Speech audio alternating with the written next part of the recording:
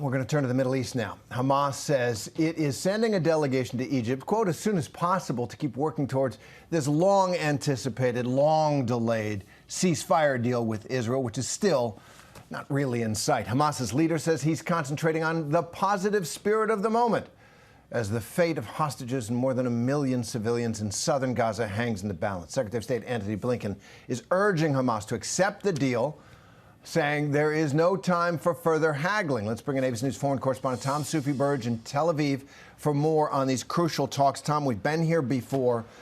What do we know about Hamas's willingness to talk? Is it closer? It feels a little closer, or is that just false hope? It's a very good question, Terry. I mean, look, I think there is an element of false hope. Over the last 48 hours, sometimes we've had our hopes up because there's been some positive signs and some positive language. And then there's been some negative language, and our hopes have kind of dropped again. I mean, look, take the commentary from Hamas, for example. Late last night, a senior Hamas official was saying that the position of Hamas to this proposed deal is negative.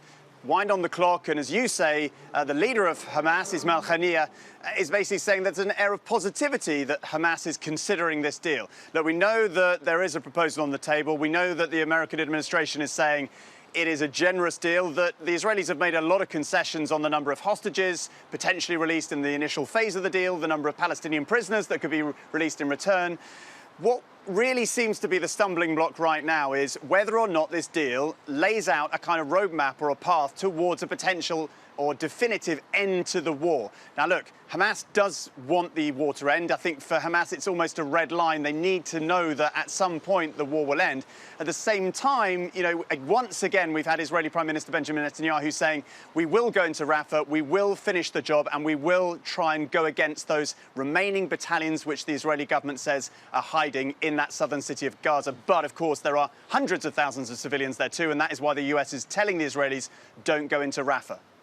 Yeah, they basically leveled the rest of Gaza, basically all of Gaza, and they still haven't rooted out all of the brigades, they say. But I wonder, you know, the U.S. has warned that peace in the entire region is on a knife's edge. You know, we don't, nobody wants a wider war, obviously. Would a ground invasion of southern Gaza, of Rafah, where all those refugees are, would that, what would that look like, and does it risk that wider war?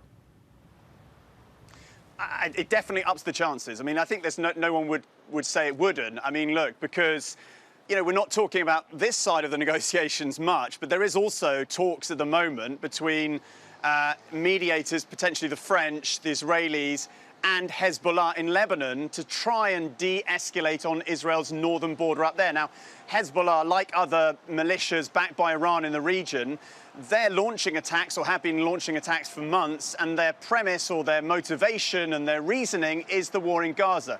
So if you go into Rafah, the Israeli government goes into Rafah, there's no doubt that it will add fuel to the fire once again, and it will motivate groups in the region that are acting against Israel and against the US and pro-Iran. Terry? All right, Tom Soufi-Burge in Tel Aviv on the state of play, the delicate and dangerous state of play there. Thanks very much.